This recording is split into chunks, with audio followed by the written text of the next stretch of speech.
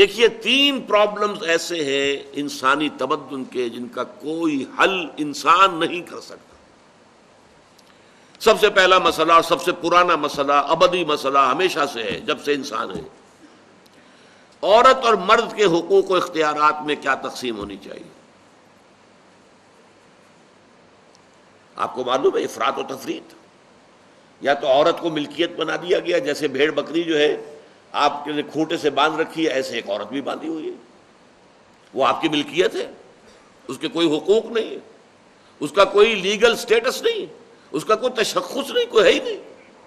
یا وہ انتہا ہوگی اور یا وہ انتہا ہے جو آج آ گئی ہے، بالکل مرد کے شانہ بشانہ، ساری تخلیقی مصلحتوں کو چھوڑا، ساری جو بھی انسان کی جو انیٹومیکل جو بھی ڈفرینسز ہیں ان کو چھوڑا، جو سائیکولوجیکل فرق ہے ان کی تخلیق میں، اس کو بھی ایک جیسے برابر، نہیں، قطعاً نہیں۔ ان دونوں کے درمیان کیا توازن ہے؟ یا وہ لونڈی بن گئی، بھیڑ بکری کی طرح کی ملکیت بن گئی، اس کا کوئی حق نہیں، اس کا کوئی لیگل سٹیٹس نہیں، اس کے والدین نے جہاں چاہا شادی کر دی، اس کی مرضی پوچھنے کا کوئی سوال ہی نہیں، جس کے چاہا حوالے کر دیا۔ وہ آج جو چل رہی ہے ونی کی رسم، وہ عورت کا کیا اختیار اس کے اندر ہے، اس بچیوں کا کیا اختیار ہے؟ وہ 1.5 سال کی ایک بچی بھی دے دی گئی ہے، انا للہ و انا الیہ راجعون، جو چاہے کریں۔ یہ تو ایک انتہا ہے۔ دوسری انتہا بالکل برابر، نتیجہ کیا نکلا ہے؟ بالکل برابر میں خاندانی نظام برباد ہو گیا، اس لیے کہ ایک ادارے کے 2 سربراہ برابر اختیار والے نہیں ہو سکتے۔ کسی محکمے کے 2 ڈائریکٹر ہو سکتے ہیں، کسی فرم کے مینیجنگ ڈائریکٹر 2 ہو سکتے ہیں، ڈائریکٹر 10 بنا لیں آپ، مینیجنگ ڈائریکٹر 1 ہوگا، کسی فرم کا چیئرمین 1 ہوگا، 2 نہیں ہو سکتے کسی بھی ادارے کی۔ اگر 2 بنا دیں گے فساد ہوگا، جھگڑا ہوگا، ان دونوں کے درمیان رسا کشی ہوگی۔ یہی تو ہمارا سب سے بڑا مسئلہ بنا ہوا ہے۔ پاکستان کا مسئلہ کیا ہے؟ ہم نے پارلیمانی نظام اختیار کیا ہوا ہے، انتہائی بیہودہ نظام، غیر منطقی نظام۔ آپ نے 2 بڑی بڑی سیٹس کریٹ کر دی، ایک ہیڈ آف دی اسٹیٹ ہے، ایک ہیڈ آف دی گورنمنٹ ہے۔ اب ان دونوں کے درمیان حقوق اور فرائض اور اختیارات کا کیا تقسیم ہوگی؟ ہو ہی نہیں سکتی۔ یا سارا کچھ صدر کے پاس جائے گا اور وزیر اعظم جو ہے وہ جونیجو کی مانند وزیر اعظم بن جائے گا، یا سارا کچھ وزیر اعظم کے ہاتھ میں ہوگا اور صدر جو ہے چودھری فضل الہی بن جائے گا، کہ جس کو وہاں ان کی دیواروں پر لکھا گیا تھا رہا کرو انہیں، چودھری فضل الہی کو رہا کرو، یہی ہوگا۔ تو ایک گھر کے 2 جو ہیں 2 سربراہ نہیں ہو سکتے، خاندانی ادارہ تباہ ہو چکا ہے۔ اور جیسے کہ یہ آپ کو کہاوت ہے کہ جس بلی کی دم کٹ جائے وہ چاہتی ہے کہ تمام بلیوں کی دمیں کٹ جائیں۔ یورپ میں، امریکہ میں برباد ہو گیا خاندانی ادارہ، آج وہ تلے ہوئے ہیں کہ مشرق میں اور خاص طور پر مسلمان ممالک میں ابھی اگر کچھ انٹیکٹ ہے یہ خاندانی ادارہ، کچھ خاندانی اقدار ہیں جو برقرار ہیں، کچھ والدین کی عزت اور عظمت اور کچھ ان کا احترام اور ادب اور خدمت کا مادہ ہے جو برقرار ہے۔ چاہتے ہیں کہ ختم ہو جائے، تباہ و برباد ہو جائے۔ والدین بوڑھے ہو گئے تو پھینکو ان کو اولڈ ایج ہاؤسز کے اندر، اولڈ ہاؤسز میں، گھر میں کائے کو رکھنا ہے؟ نوجوان جوڑا ہے، اس کے خامخواہ ان کی خواہشات اور ان کے معمولات میں بیچ میں آڑے آنا۔ بوڑھی ماں جو ہے بولے بغیر رہے گی نہیں، دنگا فساد ہوگا تو رکھو اس کو وہاں پر اولڈ ہاؤس کے اندر، اللہ اللہ خیر سلام۔ یہ ہے اصل میں مسئلہ۔ اب عورت اور مرد کے درمیان کیا توازن ہو، انسان نہیں سوچ سکتا۔ دیکھیے انسان یا مرد ہوگا یا عورت ہوگی۔ مرد سوچے گا تو وہ اپنے اعتبار سے سوچے گا، عورت کی نفسیات کیا ہے، عورت کے احساسات کیا ہیں، اس کو کیا پتا۔ عورت سوچے گی تو اپنے اعتبار سے سوچے گی، مرد کے احساسات کیا ہوتے ہیں، مرد کی نفسیات کیا ہوتی ہیں، اسے کیا پتا۔ لہذا یا ادھر کا ہوگا یا ادھر کا معاملہ ہوگا۔ ایک ہی ذات دے سکتی ہے آپ کو نظام، جو مرد کی بھی خالق ہے عورت کی بھی خالق ہے، اسی نے بنایا دونوں کو، اور دونوں ہی اس کے لیے اولاد کے مانند ہیں۔ یہ حدیث نبوی کا ترجمہ کر کے بتا رہا ہوں آپ کو۔ حضور نے فرمایا الخلق عیال اللہ، یہ خلق جو ہے مخلوق ہے، یہ اللہ کے کنبے کے مانند ہے۔ تو مرد بھی اللہ کے اس کنبے میں شامل ہے، عورتیں بھی شامل ہیں. اس نے نظام دیا، شادی بیاہ کے یہ قوانین ہونے چاہیے، طلاق وغیرہ کا یہ مسئلہ ہونا چاہیے. یہ سارا ضابطہ جو دیا ہے وہ اس لیے دیا ہے کہ یہ انسان اپنے ذہن سے نہیں سوچ سکتا. آج تباہی آ گئی ہے مغرب کے اندر، شادی کرنا ہی نہیں چاہتے. We are living together. شادی کریں گے تو نتیجہ پتہ ہے کیا نکلتا ہے؟ آپ نے اپنی بیوی کو طلاق دی، سب سے پہلے تو یہ کہ آدھی پوری آپ کی جو ملکیت ہے اس کا آدھا حصہ دے دیے اسے. نمبر 2، گھر اگر آپ کا اپنا ہے تو اس میں بیوی رہے گی، آپ نکل جائیے یہاں سے. کوئی مرد اس کو قبول کرنے کو تیار نہیں تو وہ شادی کرتا ہی نہیں. اور عورت کی ضرورت ہے، لہذا عورت بغیر شادی کیے بھی اس کے ساتھ رہتی ہے، بچے پیدا کرتی ہے. بٹ وداؤٹ میرج، جو بچے پیدا ہو رہے ہیں حرامی بچے. تو پچھلے سال صدر کلنٹن نے کیا کہا تھا؟ اس کا جو اپنا خطاب تھا نیو ایئرز ڈے کا، وہ خطاب کیا تھا؟ ان قریب ہماری قوم، امریکن قوم کی اکثریت حرام زادوں پر مشتمل ہوگی.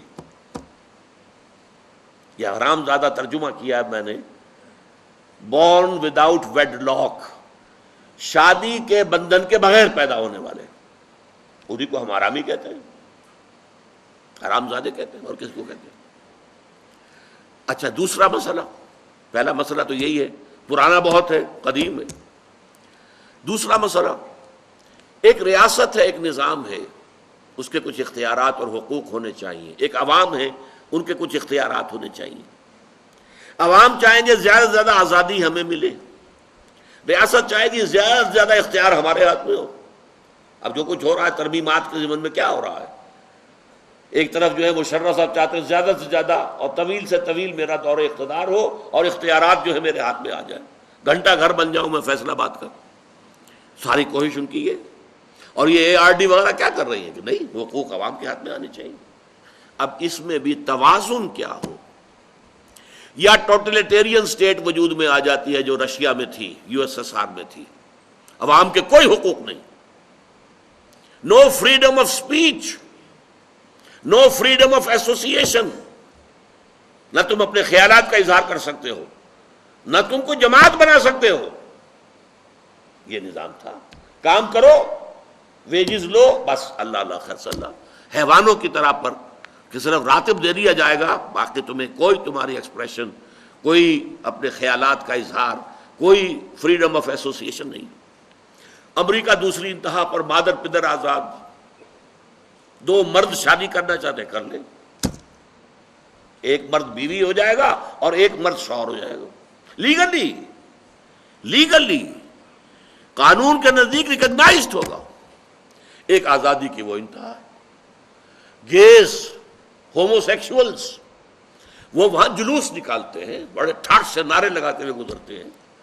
وہ ہنستے ہیں، ہم لوگوں پر ہنستے ہیں، یہ پاگل لوگ ہیں یہ جو اس کو ہومو سیکشولیٹی کو بری شے سمجھتے ہیں. اور نیو یارک کا جو میئر ہے وہ لیڈ کرتا ہے پروفیشن. کیوں کرتا ہے؟ اسے اگلا بھی الیکشن لڑنا ہے اور گیز کے ووٹس بہت ہیں.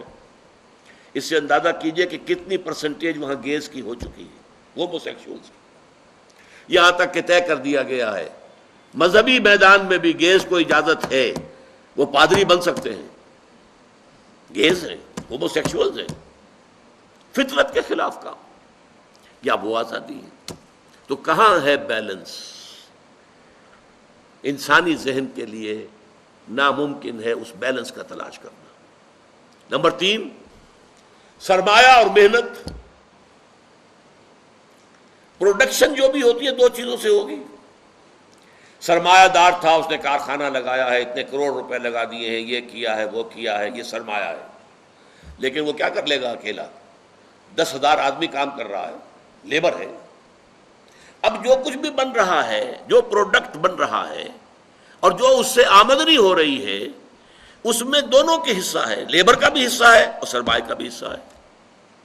لیکن منافع میں کتنا حصہ سرمایہ کا ہوگا، کتنا لیبر کا ہوگا، کون طے کرے گا؟ یا تو سرمایہ داری بن جائے گی، صاحب میں تو آپ کو 10 روپے دے سکتا ہوں ڈیلی ویج، منظور ہے تو کام کیجئے ورنہ چاہیے دفع ہو جائیے. اور بہت سے آپ کے بھائی موجود ہیں جو 10 روپے پر کام کرنے کے لیے تیار ہو جائیں گے.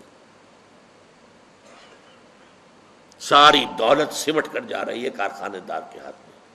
کیپٹلزم، جو کیپٹل ہے، جو سرمایہ ہے، اصل جو ہے دولت اسی کی طرف، روپے کو روپیہ کھینچتا ہے، پیسے کو پیسہ کھینچتا ہے۔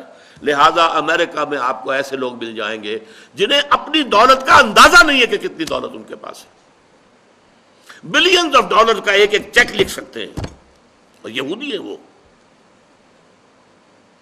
دوسری طرف امریکہ میں آپ کو گھیٹوز مل جائیں گے، گھیٹوز، اور ایک ہی جزیرہ ہے مینہٹن، کوئی 11 میل لمبا ہے، چوڑائی کہیں 2-3 میل ہے، کہیں ذرا زیادہ ہے۔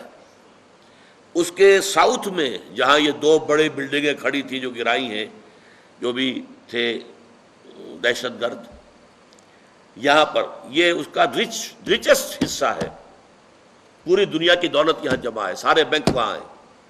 اور اسی جزیرے کے شمالی علاقے کے اندر گھیٹوز ہیں، افرو امریکنز، کالے امریکی، یوں سمجھیے کہ سب ہیومن لیول پر رہ رہے ہیں، حیوانوں کی طرح زندگی گزار رہے ہیں۔ یہ ڈسپیرٹی نظر آ جائے گا۔ تو اب عدل و انصاف کی کیا شکل ہو؟ یا وہ ہے جو رشیا میں اور USSR میں تھا، یا یہ ہے جو امریکہ میں اور اس کے الائز کے اندر ہے۔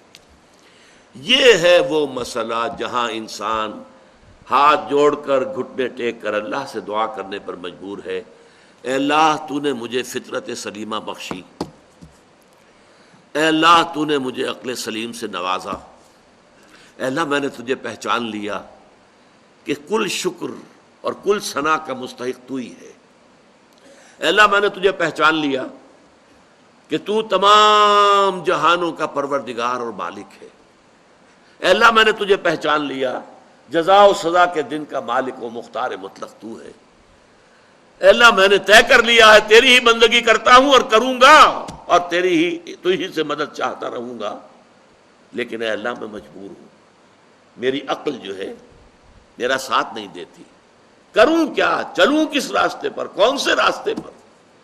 یہ عملی حصہ ہے دین کا، وہ سارا تھا فکری، نظری، ایمانی حصہ، الحمدللہ رب العالمین الرحمن الرحیم مالک یوم الدین، یہ کیا ہے؟ یہ ایمانی، فکری، نظریاتی حصہ ہے۔ عملی حصہ کیا؟ اہدنا الصراط المستقیم، ہمیں سیدھے راستے کی ہدایت بخش، صراط الذین انعمت علیہم، راستہ ان کا جن پر تیرا انعام ہوا، تیرے پسندیدہ بندے جو ہوئے، غیر المغضوب علیہم، جو مغضوب علیہم نہیں ہوئے، ان پر تیرا غضب نہیں آیا، غصہ نہیں آیا، ولا الضالین، اور نہ ہی وہ سیدھے راستے سے بھٹکے۔ یہ ہے سورہ فاتحہ کا مقام۔ گویا کہ اصل میں یہاں پر قرآن مجید، اس کے اصل مخاطب کون ہے؟